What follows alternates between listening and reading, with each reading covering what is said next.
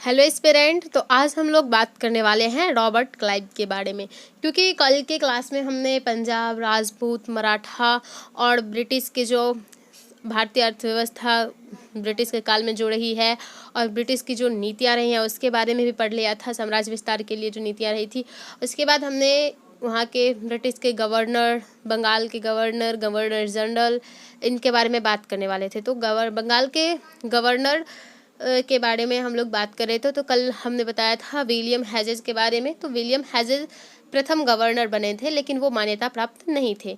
तो मान्यता प्राप्त पहले गवर्नर जो बने हैं रॉबर्ट क्लाइव बने थे। इसलिए गिनती जो होती है बंगाल के गवर्नर के रूप में मान्यता प्राप्त से, तो वो रॉबर्ट क्लाइव के बारे में होती है। इसलिए हम लोग रॉबर्ट क्लाइव के बारे में डिटेल से पढ़ने वाले हैं। रॉबर्ट क्लाइव के बाद डिटेल से पढ़ने वाले हैं विलियम हेजेस को, इसलिए हमने इसमें नहीं शामिल किए हैं। तो आइए बात करते हैं रॉबर्ट क्लाइव के बारे में। तो सबसे पहले जो रॉबर्ट क्लाइव हैं, ये क्या है, प्रथम मान्यता प्राप्त गवर्नर है। और ये गवर्नर बनने से पहले, बंगाल के गवर्नर बनने से पहले ये क्या थे, मद्रास में एक ब्रिटिश अधिकारी के रूप में काम कर रहे थे। 1757 में ये क्या करे, बंगाल आए गवर्नर बनकर, गवर्नर के रूप में। और फिर 1757 में इन्होंने अलीनगर की संधि की। उसके बाद इसने प्लासी का युद्ध लड़ा 1757 में ही। उसके बाद मीर जाफर को क्या किया, नवाब बनाया। और जब इसके काल में क्या हुआ, भारत में अराजकता का माहौल फैल गया। क्या हुआ, भारत में अराजकता का माहौल फैल गया। इसने सोसाइटी फॉर ट्रेड की स्थापना की। सोसाइटी फॉर ट्रेड क्या था, ये आम यूरोपीय व्यापारी के लिए था कि जो आम यूरोपीय व्यापारी है वो भी क्या कर सकते हैं, व्यापार कर सकते हैं स्वतंत्र रूप से। उसके काल में फिर से श्वेत विद्रोह हुआ, व्यापार पर प्रतिबंध लग गया। इसने फिर क्या कहा, जो भारतीय लोग हैं ये क्या करेंगे, सभी अगर व्यापार करने लगे तो फिर कंपनी में काम कौन करेगा। इसलिए इसने क्या किया, श्वेत विद्रोह किया और व्यापार पर प्रतिबंध लगाया। उसके बाद इसके काल में सबसे पहले जमींदारी प्रथा व्यवस्था का यूज़ किया गया 1 साल के लिए। इसने सबसे पहले किया। द्वैध शासन बंगाल में लागू किया 1765 में। इलाहाबाद की प्रथम संधि शाह आलम द्वितीय के साथ की और इलाहाबाद की दूसरी संधि शुजा-उद-दौला के साथ की। हमने डिटेल से बात की है इसके बारे में। बात करें अब वेनिस्टार्ट की। जो वेनिस्टार्ट है वो 1760 से 65 तक रहे। ये भी इसके बाद रॉबर्ट क्लाइव के बाद भारत में आए बंगाल के गवर्नर जनरल के रूप में। और इसके टाइम में बंगाल का जो नवाब था वो मीर कासिम था। मीर कासिम 1760 से 63 तक रहा। 1761 में पानीपत का तृतीय युद्ध हुआ इसके काल में। और इसी के काल में क्या हुआ, एक फेमस जो युद्ध है वांडीवास का युद्ध हुआ मद्रास में। 1763 में इसने क्या किया, मीर कासिम को पद से हटाया और मीर जाफर को नवाब बनाया। जो कि मीर जाफर उसके टाइम में भी नवाब था, फिर मीर कासिम बनता है, तो उसके बाद फिर ये क्या करता है, हटाकर फिर मीर जाफर को नवाब बनाता है। और 1764 में इसके काल में बक्सर का युद्ध होता है। तो बक्सर के युद्ध सब के बारे में भी हमने बात की है डिटेल से। अब आगे बात करें वेरेलास्ट। वेरेलास्ट के काल को हम लोग ज़्यादा नहीं पढ़ने वाले हैं, क्योंकि इसके काल में सिर्फ एक ही काम हुआ। प्रथम आंग्ल मैसूर युद्ध हुआ और कार्टियार के काल में क्या हुआ, एक ही चीज़, बंगाल में भारी अकाल पड़ गई, जिसके बाद ये तो चला ही गया वापस। अब बात करें बंगाल के गवर्नर जनरल की। तो गवर्नर जनरल की बात करिए तो ये रहे वारेन हेस्टिंग्स, लॉर्ड कॉर्नवालिस। इसका काल है वारेन हेस्टिंग्स का 1773 से 85 तक, कॉर्नवालिस 85 से 93, सर जॉन सार 93 से 98, लॉर्ड वेलेस्ली 98 से 1805 एडी तक। इस प्रकार से इसका कालक्रम रहा इन लोगों का। और ये रहा इनके नाम, जॉर्ज बार्लो, मिंटो प्रथम, हेस्टिंग्स, एमहर्स्ट, ये सब। तो सबसे पहले हम लोग वारेन हेस्टिंग्स को देखने वाले हैं। तो वारेन हेस्टिंग्स को देखते हैं। 1772 से 1885 एडी तक रहे। वारेन हेस्टिंग्स ने क्या किया, दस्तक प्रणाली का समापन किया। दस्तक प्रणाली को बंगाल से समाप्त किया। द्वैध शासन प्रणाली को भी समाप्त किया। इसने 5 वर्षीय जमींदारी व्यवस्था को शुरू किया। और इसके काल में जो महत्वपूर्ण काल में जो युद्ध हुआ, एक हुआ द्वितीय आंग्ल मैसूर का युद्ध और एक प्रथम आंग्ल मराठा का युद्ध। कलकत्ता में इसने सुप्रीम कोर्ट की स्थापना की। पिट्स इंडिया एक्ट लेके आया। ये इसके टाइम में जो है पिट्स इंडिया एक्ट आया था Bharat. Asiatic society of Bengal 1784 में विलियम जोन्स ने इसके काल में क्या की थी, स्थापना की थी, किसकी, एशियाटिक सोसाइटी ऑफ बंगाल की। इसके बाद बात करें आगे, तो इसके काल में भगवत गीता का अनुवाद हुआ, और भगवत गीता का अनुवाद किसने किया, तो चार्ल्स विल्किंस ने किया था। भारत का प्रथम समाचार पत्र the Bengal gazette James Augustus के द्वारा शुरू किया गया यहाँ पे, और कलकत्ता में मदरसे की स्थापना की गई इसके काल में। भगवत गीता का अंग्रेजी अनुवाद हमने इधर बात किया था, किसने, चार्ल्स विल्किंस ने। इसके काल में Asiatic society of Bombay, Madras और इसकी भी स्थापना हुई। उसके बाद भारत में इसे सिविल सेवा का पिता माना जाता है, और इसने जिला स्तर पर फौजदारी एवं दीवानी अदालत क्या की, बनवाई थी। अब बात करें लॉर्ड कॉर्नवालिस की, तो लॉर्ड कॉर्नवालिस 1786 से 93 AD तक रहा। इसने 1790-91 में तृतीय आंग्ल मैसूर इसके काल में हुआ था।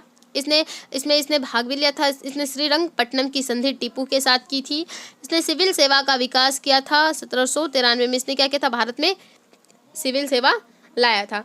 न्यायिक व्यवस्था का विकास किया, इसने पुलिस व्यवस्था का भी विकास किया, और ये कोड ऑफ कंडक्ट लाने वाला पहला व्यक्ति था भारत में। Lord Cornwallis code of conduct लाने वाला था भारत में।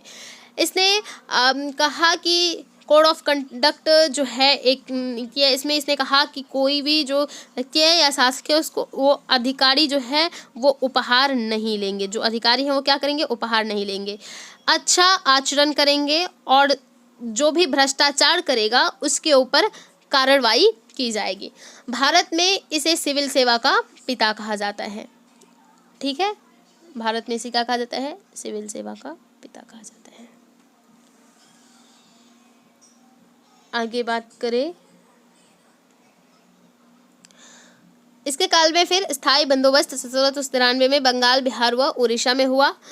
इसके बाद जिला जज पद को इसने क्या क्या सृजित किया, जिला जज पद को, और इसने कॉर्नवालिस कोड लाया। कॉर्नवालिस कोड में क्या था, राज व्यवस्था और जो न्याय व्यवस्था था उन दोनों को अलग अलग किया गया, पृथक किया गया। आगे बात करें, आगे बात हम सर जॉन शोर की बात करें तो ये 1793 से 98 तक रहे। इसने इसे ये क्या थे, अस्थाई बंदोबस्त के अध्यक्ष थे। अस्थाई बंदोबस्त में क्या थे, राजस्व बोर्ड के अध्यक्ष थे, और इन्हीं के काल में 1793 में चार्टर एक्ट आया था। उसके बाद बात करें वेलेज़ली की, तो वेलेज़ली 1798 से 1805 AD तक रहा है, और इसने अपने आप को बंगाल का क्या कहा, टाइगर कहा। इसी के काल में सहायक संधि हुई। इसमें सहायक संधि के माध्यम से क्या करना चाहते थे, ब्रिटिश साम्राज्य का विस्तार करना चाहते थे। लेकिन देखिए, ये जो सहायक संधि है इसका जो सर्वप्रथम उपयोग, इसका जो प्रारंभ है उसने डुप्ले ने किया था। किसने, डुप्ले ने। डुप्ले के बारे में हमने डिटेल्स नहीं, बल्कि हम डिटेल से पढ़ने वाले हैं डुप्ले के बारे में आगे। चौथा आंग्ल मैसूर युद्ध हुआ इनके काल में, तो इसमें क्या हुआ, आंग्ल मैसूर युद्ध के बाद जब ये जीत गए तो उसके बाद इन्होंने क्या किया, मैसूर को हड़प लिया। उसके बाद दूसरा आंग्ल मराठा युद्ध हुआ इनके काल में। फोर्ट विलियम कॉलेज की स्थापना की अंग्रेजी अधिकारियों की प्रशिक्षण के लिए। किसके लिए, अंग्रेजी अधिकारी जो थे उनके प्रशिक्षण के लिए फोर्ट विलियम कॉलेज की स्थापना की इसके बाद इसने क्या किया, मैसूर को हड़पने के बाद तंजौर को 1799 में, सूरत को और कर्नाटक को भी हड़प लिया।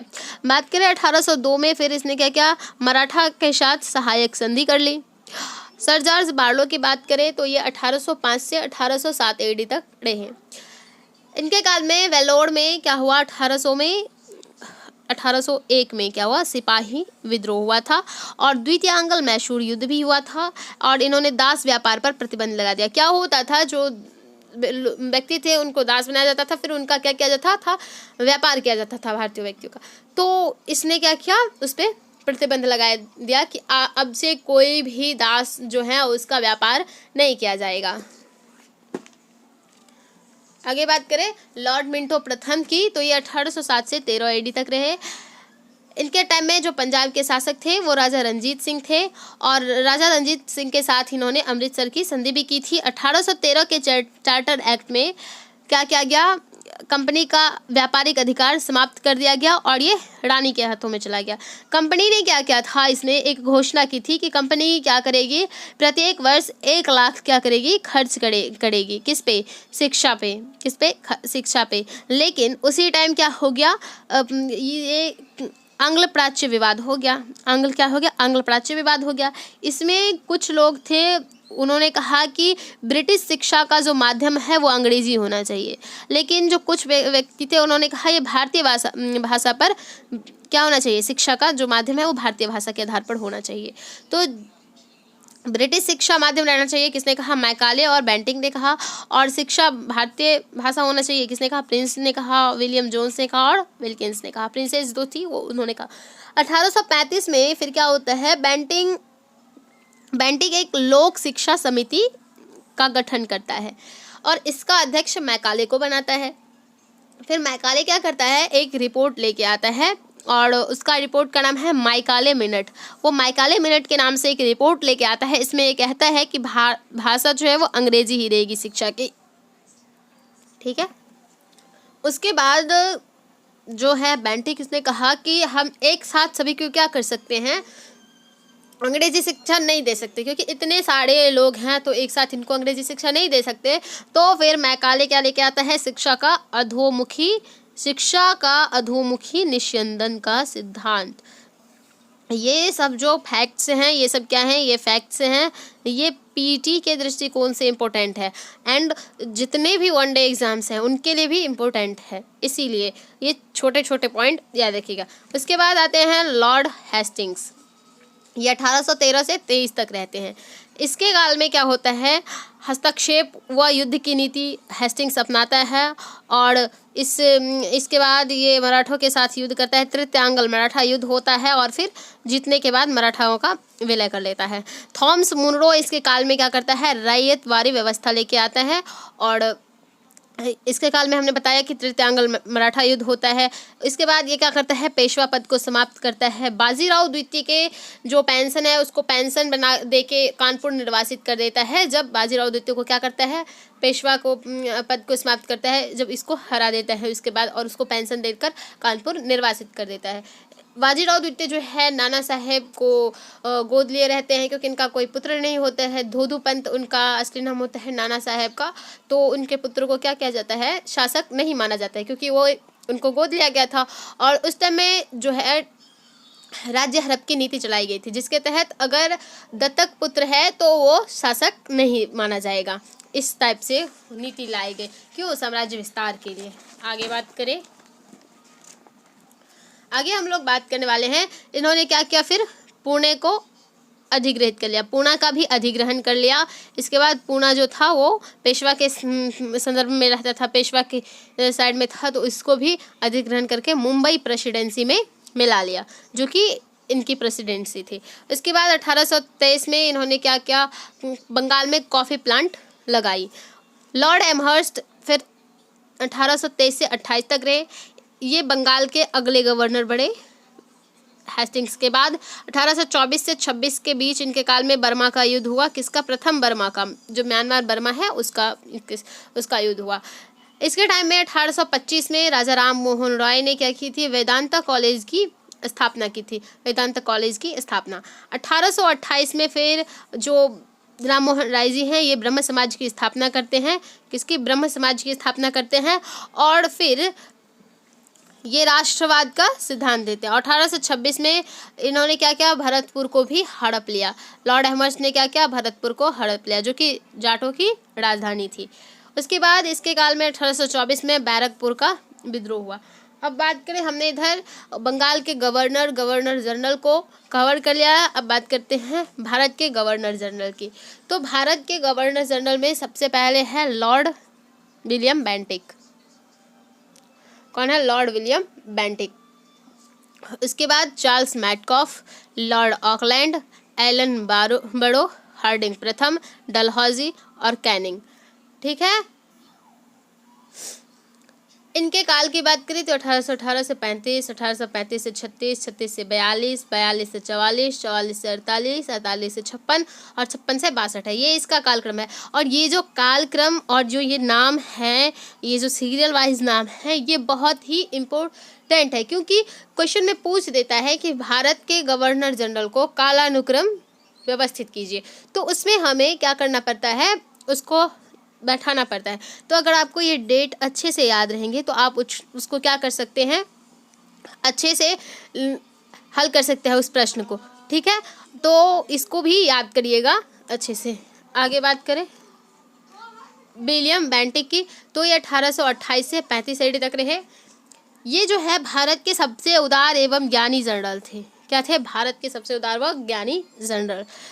इसने क्या किया? पाश्चात्य शिक्षा का विकास किया, इसलिए इसे पाश्चात्य शिक्षा का पिता भी कहा जाता है भारत में।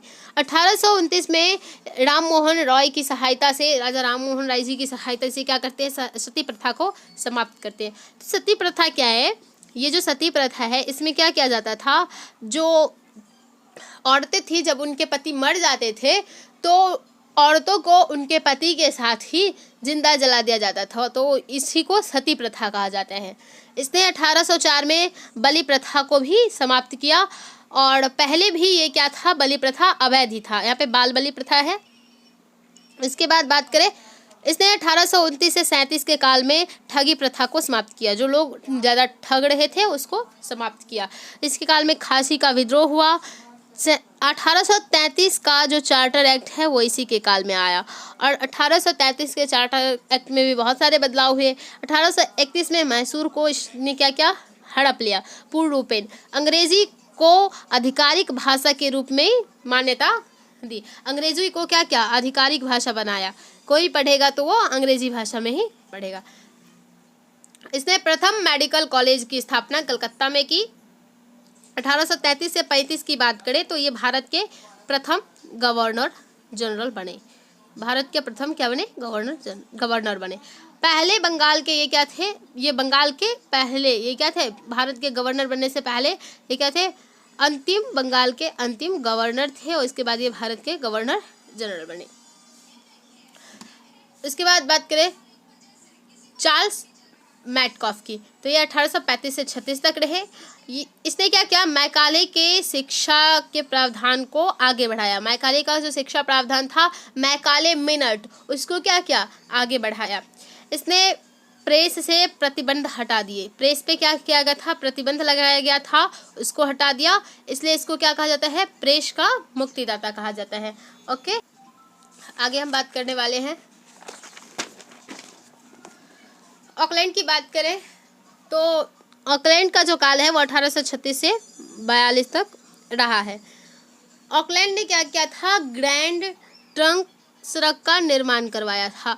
औरंगजेब ने करवाया था, लेकिन इसने कच्चा करवाया था और इसने पक्का करवाया था। ये कहाँ से कहाँ तक जाता है? ये कलकत्ता से दिल्ली तक जाता है। 1839-42 के मध्य है इसके काल में अफगान का युद्ध हुआ। इसने त्रिपक्षीय संधि की 1839 में शाह शुजा और रंजीत सिंह के साथ क्या की? त्रिपक्षीय संधि की। और इसके काल में फिर क्या हुआ? ब्लैक एक्ट प्रारंभ किया गया। ब्लैक एक्ट में क्या किया गया? जो काले गोरे का भेद था उसको समाप्त किया गया। ब्लैक एक्ट के तहत काले लोगों को भी अधिकार दिया गया, और इसने तीर्थ यात्रा कर को समाप्त कर दिया। सिंचाई के लिए नहरों का निर्माण कराया और दुर्गा पूजा की पुनः शुरुआत करवाई। बात करें लॉर्ड एलनबरो, ये 1842 से 44 AD तक रहे। इसके काल में कुछ ही काम हुआ, 2 ही काम। इसने दास प्रथा का पूर्ण रूपेण अंत कर दिया 1843 में, और सिंध का अधिकरण कर लिया। और सिंध के अधिकरण में जो सबसे महत्वपूर्ण भूमिका है वो चार्ल्स नेपियर ने निभाई थी सिंध अभियान के अंतर्गत। उसके बाद लॉर्ड हार्डिंग प्रथम की बात करें तो ये 1844 से 48 तक रहे। 1845-46 में ये प्रथम आंग्ल सिख युद्ध के टाइम थे। इन्होंने बालिका, शिशु वध एवं नर बलि को समाप्त किया। पहले क्या होता था, जो बालिका किसी के घर में जन्म लेती थी तो उसको क्या किया जाता था? उसका वध कर दिया जाता था। तो इसने बालिका शिशु वध पर क्या किया? प्रतिबंध लगाया। नर बलि पर भी प्रतिबंध लगाया। लाहौर की संधि की सिखों से। उसके बाद नमक विद्रोह जो सूरत में हुआ था, तो सूरत में जो नमक विद्रोह हुआ था तो नमक पर से 50% नमक कर कम कर दिया। क्या किया? नमक, महात्मा गांधी जी के साथ मिलकर नमक विद्रोह हुआ, तो नमक विद्रोह में लोग क्या करने थे, खुद से नमक बनाने लगे, तो इसने 50% कर कम कर दिया। कहा कि हम नमक पे सिर्फ 50% कर ही लेंगे। इसके टाइम में जो है, अगर आपको नियुक्ति चाहिए थी तो उसके लिए अंग्रेजी भाषा अनिवार्य थी। इसके टाइम में नियुक्ति के लिए क्या थी? अंग्रेजी भाषा अनिवार्य थी। आगे बात करें लॉर्ड डलहौजी की, तो जो डलहौजी है ये 1848 में भारत आया। ये साम्राज्यवादी गवर्नर जनरल माना जाता है क्योंकि इसने साम्राज्य का विस्तार भी किया। इसने पंजाब का अधिग्रहण किया, द्वितीय आंग्ल सिख युद्ध में भाग लिया, अवध का अधिग्रहण किया, टेलीग्राफ सेवा की शुरुआत की, रेलवे की शुरुआत 1853 में की, पीडब्ल्यूडी की शुरुआत की प्रत्येक प्रांत में। पीडब्ल्यू क्या है? देखिए, प्रत्येक प्रांत में जो लोग थे उनके सुधार के लिए किया गया था पीडब्ल्यू का शुरुआत। ठीक है। उसके बाद इसने ईश्वर विद्याचंद्र सागर जी की सहायता से विधवा पुनर्विवाह अधिनियम भी क्या चालू किया। किसकी सहायता से? ईश्वरचंद्र विद्यासागर जी की सहायता से। लाल किला पर इसने अधिकार कर लिया और मुगल बादशाह बहादुर शाह जफर को लाल किला से जाने के लिए आदेश दिया। कहा तुम यहाँ से जाओ और रहो जहाँ रहना है वहाँ पे। इसके काल में संथाल विद्रोह हुआ। आप जानते हैं संथालों विद्रोह में हुआ थे। इसी के काल में 1849 में पंजाब का अधिग्रहण इसने कर लिया। इसने पेंशन और उपाधि भी समाप्त कर दी। राज्य हड़प की नीति अपनाई 1848 में। इसके तहत इसने सताड़ा, उदयपुर, नागपुर, जैतपुर इन सबको क्या कर लिया? हड़प लिया और अपने साम्राज्य का विस्तार किया। अवध के नवाब को क्या कहा? कुशासन के आधार पर अवध को हड़प लिया उस टाइम, और इसके टाइम में अवध के नवाब वाजिद अली शाह था। आगे बात करें, इसने पंजाब राज्य से क्या था? कोहिनूर हीरा प्राप्त किया था और फिर इसे ब्रिटेन की महारानी को सौंप दिया। इसके काल में आंग्ल बर्मा युद्ध हुआ था। आंग्ल बर्मा युद्ध क्या था? आंग्ल बर्मा युद्ध 1854 में। इसके काल में जो है चार्ल्स वुड डिस्पैच आया था शिक्षा में सुधार के लिए। किसके लिए? शिक्षा में सुधार करने के लिए, और इसे शिक्षा सुधार का मैग्ना कार्टा भी कहा जाता है। इस टाइम में 1854 में इसने क्या की थी? डाक प्रणाली की शुरुआत की थी। रुड़की में प्रथम इंजीनियरिंग कॉलेज की स्थापना भी की थी डलहौजी ने। आगे बात करें लॉर्ड कैनिंग की,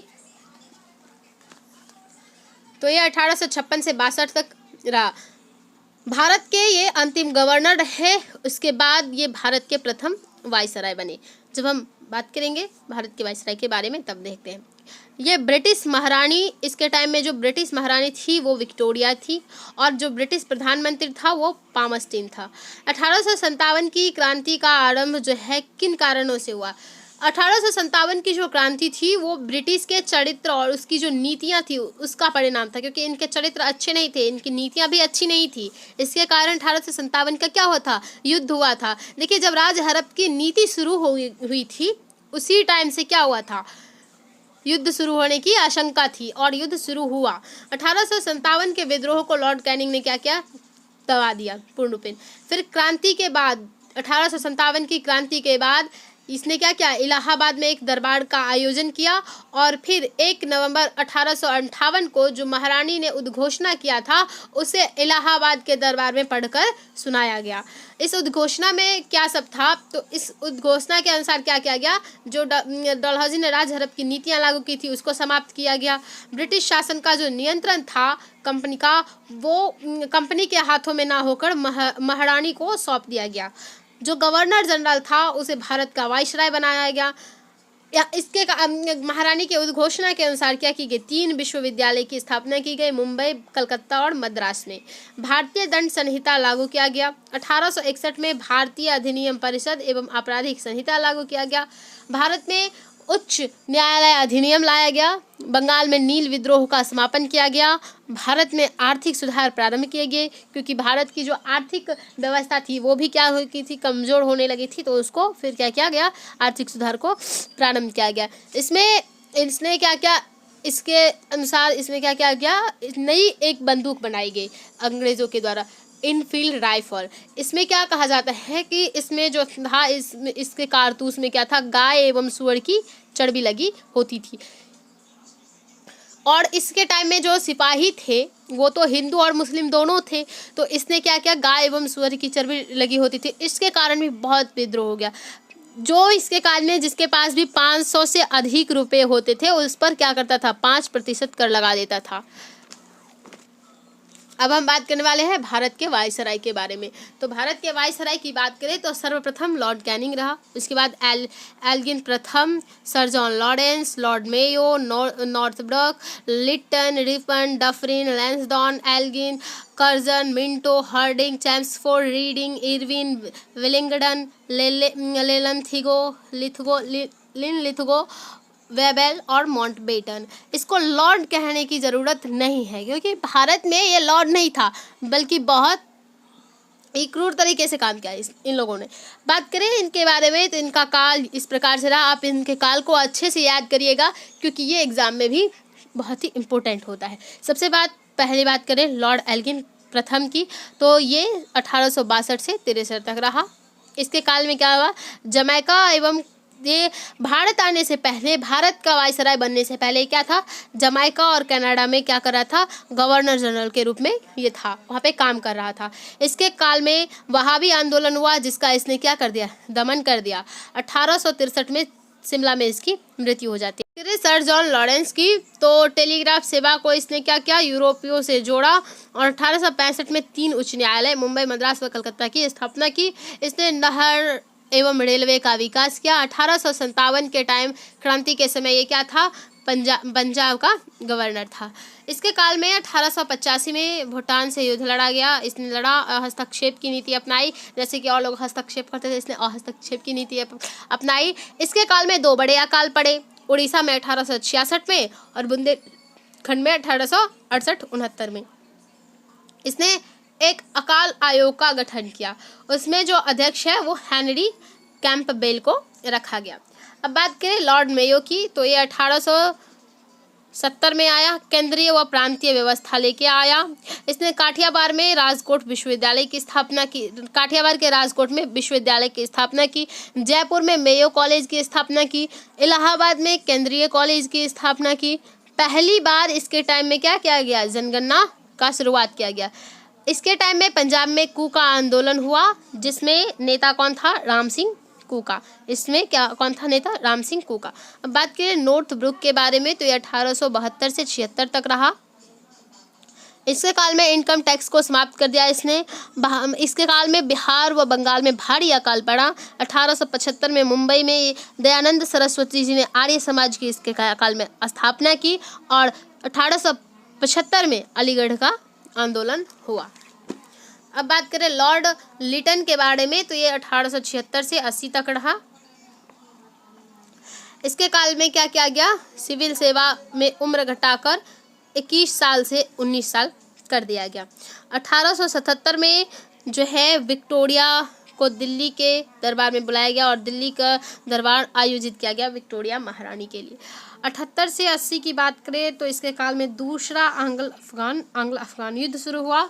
अलीगढ़ में इसने क्या किया, मुस्लिम आंग्लो प्राच्य महाविद्यालय की स्थापना।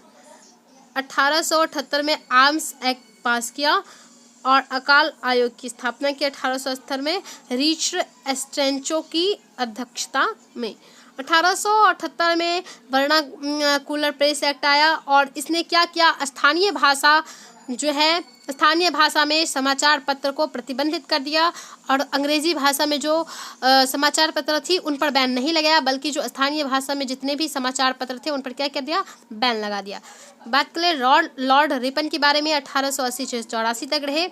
रिपन क्या की हुआ, इसके बाद भारत का वायसराय बना। लिटन के बाद इसने प्रथम फैक्ट्री अधिनियम को लाया। 1881 में इसने क्या किया, नियमित जनगणना का आरंभ किया। स्थानीय स्वायत्त सरकार की शुरुआत की 1882 में। इसे स्थानीय सरकार का पिता कहा जाता है।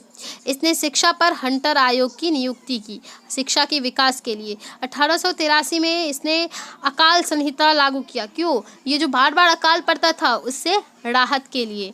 1883 में फिर क्या हो जाता है, दयानंद जी की मृत्यु हो जाती है। उसके बाद ये जो है इसने क्या किया, वर्नाकुलर प्रेस एक्ट को समाप्त कर दिया। 1883 में जो इल्बिट विवाद है इसको भी लाया, इल्बिट विवाद को। तो ये सारे छोटे छोटे पॉइंट हैं, क्योंकि हम लोग क्विक रिवीजन कर रहे हैं तो इसलिए हम आपको डिटेल में नहीं बता रहे हैं। और अगर आपको डिटेल में जानना है तो हम इन सब के बारे में आगे क्विक रिवीजन के बाद पढ़ने वाले हैं डिटेल से, तो बने रहिएगा, देखते रहिएगा। आगे बात करें लॉर्ड डफरिन की, 1884 से 88 तक रहे ये। और इसके काल में जो ए.ओ. ह्यूम है उसने 1885 में क्या की, आईएनसी की स्थापना यानी कि इंडियन नेशनल कांग्रेस की स्थापना की। ये ए.ओ. ह्यूम जो है क्या था, मुंबई में सेनानिवृत्त के रूप में, सेना के रूप में रह रहा था। इसने सिविल सेवा में सुधार किया। इसने एचिसन कमेटी का गठन किया। इलाहाबाद विश्वविद्यालय की स्थापना की और इसके काल में तृतीय आंग्ल बर्मा का युद्ध हुआ और बर्मा हार गए, तो फिर इसने क्या किया, बर्मा का पूर्ण अधिग्रहण कर लिया। बात करें लैंसडॉन की, 1888 से 94 तक रहे। इसने दूसरा फैक्ट्री अधिनियम लाया और 1892 में भारतीय परिषद अधिनियम का लाया। इसने डूरंड आयोग बनवाया, डूरंड आयोग का गठन किया। डूरंड क्या था, डूरंड भारत एवं अफगानिस्तान के बीच जो है सीमांकन करने के लिए बनाया गया था। 1893 में इसके काल में जो स्वामी विवेकानंद जी हैं ये कहाँ जाते हैं, शिकागो के विश्व शिखर सम्मेलन में यानी कि विश्व धर्म संसद शिखर सम्मेलन में जाते हैं और इनके भाषण को वहाँ पे सुन के शब्द क्या हो जाते हैं, स्तब्ध हो जाते हैं। क्या हो जाते हैं, स्तब्ध हो जाते हैं। मणिपुर में इनके काल में विद्रोह होता है। 1892 में इसने भारतीय परिषद अधिनियम का गठन किया और भारतीय परिषद अधिनियम में क्या होता था, इसके तहत अप्रत्यक्ष चुनाव किया जाता था। बात करें लॉर्ड एल्गिन द्वितीय की, तो ये 1894 से 99 तक रहा। इसके काल में मुंडा विद्रोह हुआ और जो मुंडा विद्रोह का नेता था वो कौन था, बिरसा मुंडा थे। बिरसा मुंडा थे 1897 में फिर बिरसा मुंडा थे। इसके बाद 1897 में क्या किया था, रामकृष्ण मिशन का गठन किया था, किसने, विवेकानंद। तो आगे बढ़ते हैं। चापेकर बंधु ने क्या किया था, ब्रिटिश अधिकारी की हत्या कर दी थी, ब्रिटिश अधिकारियों की हत्या की थी, एक नहीं बहुत सारे थे उसमें। भारत में गरम दल का इसके काल में उदय होने लगा। एल्गिन, ये जो लॉर्ड एल्गिन है ये एल्गिन प्रथम का पुत्र था। इसके काल में आर्थिक सुधार किए गए। इसके काल में भी 1897 में जैसे देखा आपने रामकृष्ण मिशन की स्थापना स्वामी विवेकानंद के द्वारा की गई, क्योंकि जो ये रामकृष्ण जी थे विवेकानंद जी के गुरु थे, इसलिए 1896 में पहली बार वंदे मातरम शब्द का यूज किया गया और इसमें 1896 में ही क्या किया गया, कांग्रेस अधिवेशन किया गया। 1897 में स्वामी विवेकानंद जी रामकृष्ण मिशन की क्या की शुरुआत की थी, हमने पहले ही बता दिया था। बात करें लॉर्ड कर्जन की, तो ये 1899 से 1905 तक रहे। बात करें तो ये एंड्रयू फ्रिज की अध्यक्षता में क्या किया इन्होंने, पुलिस आयोग की स्थापना की। कहाँ पे, एंड्रयू फ्रिज की अध्यक्षता में पुलिस आयोग की स्थापना। विश्वविद्यालय आयोग का गठन किया। 1904 में विश्वविद्यालय अधिनियम लाया। वाणिज्य एवं उद्योग विभाग स्थापित किए, किसके लिए, ताकि पैसों को अच्छे करने के लिए, संचित करके रखने के लिए। 1899 में इन्होंने क्या किया, भारतीय मुद्रा एवं पेपर एक्ट लाए और 1905 में इनके काल में बंगाल विभाजन की घोषणा कर दी गई और भारत में पुरातात्विक विभाग की स्थापना की गई कर्जन के द्वारा। और भारतीय पुरातत्व विभाग के जो निदेशक थे वो जॉन मार्शल थे। यह हम सिंधु घाटी सभ्यता में तो पढ़ते ही हैं इनके बारे में अच्छे से। बात करें इन्होंने क्या किया, सिंचाई विभाग स्थापित करवाया। गोपाल कृष्ण गोखले ने लॉर्ड कर्जन को दूसरा औरंगजेब कहा। क्या कहा, दूसरा औरंगजेब कहा। बीडी सावरकर ने इसके काल में क्या किया, अभिनव भारत समाज की स्थापना की। इसने रेलवे का अत्यधिक विकास किया। रेलवे का विकास तो हो ही रहा था, लेकिन अत्यधिक विकास इसने किया। बात करें लॉर्ड मिंटो द्वितीय की, तो 1905 से दस्तक रहे। 1902 में भारत के पाँचवें भारत के वायसराय बने। 1906 में इनके काल में स्वदेशी आंदोलन का शुरुआत हुआ। किसने किया शुरुआत हुआ? और स्वदेशी आंदोलन के बाद क्या हुआ? रविंद्रनाथ टैगोर जी ने उसी टाइम आमर सोनार बांग्ला नामक एक गीत लिखा, बांग्ला। 1971 में जो है बांग्लादेश सरकार ने अफगान राष्ट्र की घोषणा की कि हाँ अफगान राष्ट्र बनेगा। 1906 में दादा भाई नौरोजी ने स्वराज की मांग की, पहली बार लॉर्ड मिंटो द्वितीय के काल में। आगे बात करें हम लोग 1906 में इसके काल में फिर एक क्या चीज हुआ? ढाका में मुस्लिम लीग की स्थापना हुई। इसमें जो अध्यक्ष है वो आगा खां और सलीमुल्लाह खां को बनाया गया।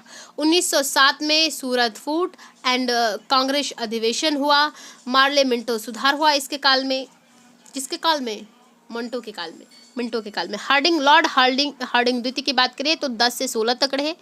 इसके काल में जो है बंगाल विभाजन को रद्द किया गया। 1905 में बंगाल विभाजन की घोषणा की गई थी, पता ही है आप लोगों को। तो इसको क्या हार्डिंग ने रद्द कर दिया। 1911 में जो ब्रिटिश सम्राट है ये जॉर्ज पंचम था, और जो महारानी थी वो मैरी थी। जब ये भारत आए तो इसके स्वागत में ही क्या किया गया था?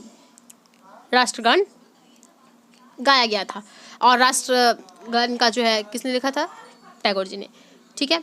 उसके बाद दिल्ली दरबार का आयोजन किया गया इसी के लिए, और राजधानी जो है वो कलकत्ता से फिर दिल्ली स्थानांतरित कर दी गई। इनके काल में मदन मोहन मालवीय जी ने हिंदू महासभा की स्थापना की थी। इसके काल में हार्डिंग बम कांड हुआ। 9 जनवरी 1915 को महात्मा गांधी जी अफ्रीका से भारत आते हैं, और 28 जुलाई को प्रथम विश्व युद्ध का आरंभ होता है। अब बात करें हम लोग लॉर्ड चैम्सफोर्ड की, तो ये 1916 से 21 एडी तक रहे। 1917 में क्या इन्होंने मुस्लिम लीग के साथ लखनऊ समझौता किया था।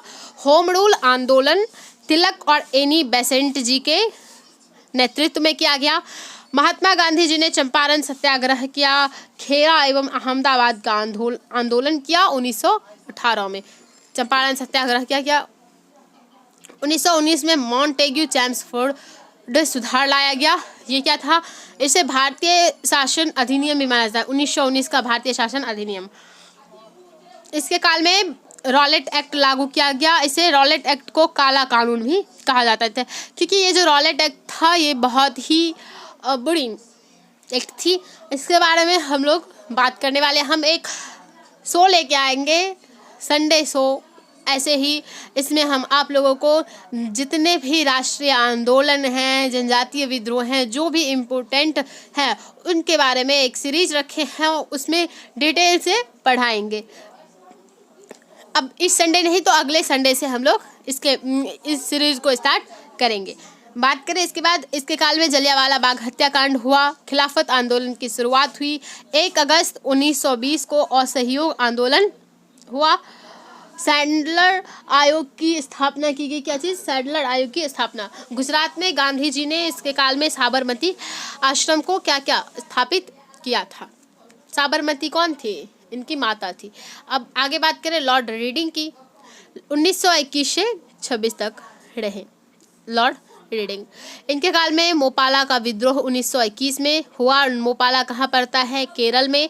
5 फरवरी 1922 को चौड़ा चौड़ी कांड हो जाता है, जिसके बाद 12 फरवरी 1922 को जो गांधी जी हैं वो असहयोग आंदोलन वापस ले लेते हैं। हम देखते हैं कि जो गांधी जी हैं उन्होंने क्या किया था। 1 अगस्त 1920 को असहयोग आंदोलन शुरू किया था। असहयोग का अर्थ होता है कि जो ब्रिटिश हैं हम उनका सहयोग नहीं करेंगे, इसके लिए असहयोग चालू हुआ। असहयोग आंदोलन जो चालू हुआ तो बहुत अच्छे से चल रहा था। तो जो कुछ नेता थे उन्होंने क्या किया, चौड़ा चौड़ी कांड में जो पुलिस चौकी थी उसमें बम फेंक दिया, तो उससे ब्रिटिश के अधिकारी मारे गए, जिसके कारण गांधी जी क्या किए, 12 फरवरी 1922 को क्या करते हैं, और सहयोग आंदोलन को वापस ले लेते हैं। तो इससे भी कुछ नेता क्या होते हैं, असंतुष्ट होते हैं, इनकी बुराइयां करते हैं, जैसे मोतीलाल नेहरू और भी हैं। बहुत सारे। उसके बाद स्वामी श्रद्धानंद की हत्या हो जाती है इसके काल में। इसने क्या किया, प्रेस अधिनियम जो 1910 है और जो रॉलेट एक्ट है उसको समाप्त कर दिया। भारतीय सिविल सेवा परीक्षा का आयोजन इसने भारत में तो हो ही रहा था और भारत एवं इंग्लैंड के साथ किया। एम.एन. रॉय ने इसके काल में कम्युनिस्ट पार्टी की स्थापना की। स्वराज पार्टी की स्थापना 1923 में की गई। चित्तरंजन दास जी और मोतीलाल नेहरू भी इसमें थे। काकोरी ट्रेन डकैती 1925 में हुई। राष्ट्रीय स्वयं से संघ की स्थापना हुई 1925 में। उग्रवाद का दूसरा चरण का उदय इनके काल में हुआ। इसके बारे में हम लोग सब कुछ डिटेल में पढ़ेंगे आगे। इसमें नहीं, क्योंकि हमारा रिवीजन बैच है तो इसमें नहीं पढ़ेंगे, आगे जो आएगा हमारा सीरीज उसमें पढ़ेंगे। अब बात करें लॉर्ड इरविन की, तो ये 1926 से 31 तक रहे। इसके काल में जो राजनीति था वो बहुत ही कठिन था, राजनीति के लिए सबसे कठिन दौर था। ये महत्वपूर्ण घटना है। लॉर्ड इरविन क्या है, महत्वपूर्ण घटना एक। इसके काल में जो महत्वपूर्ण घटना हुई वो क्या हुआ, साइमन कमीशन भारत आया, नेहरू रिपोर्ट बना, सॉन्डर्स की हत्या की गई 1929 में। भगत सिंह द्वारा दिल्ली के असेंबली हॉल में बम फेंका गया। इसमें कौन रहते थे, अंग्रेज रहते थे। लाला लाजपत राय जी की मृत्यु हुई। भगत सिंह को, सुखदेव को, राजगुरु को क्या किया, 1931 में फांसी दी गई। सविनय अवज्ञा आंदोलन किया गया। कंद का तभी आंदोलन हुआ 1930 में। दांडी मार्च आंदोलन हुआ। फिर लंदन में पहला गोलमेज सम्मेलन आयोजित किया गया और इरविन समझौता भी इसके काल में हुआ। लाहौर अधिवेशन में पूर्ण स्वराज की इसके काल में मांग की गई। बात करें लॉर्ड वेलिंगडन की, तो 1931 से 36 तक रहे। विलिगहन, इसके काल में जो विलिगहन है इसने क्या किया,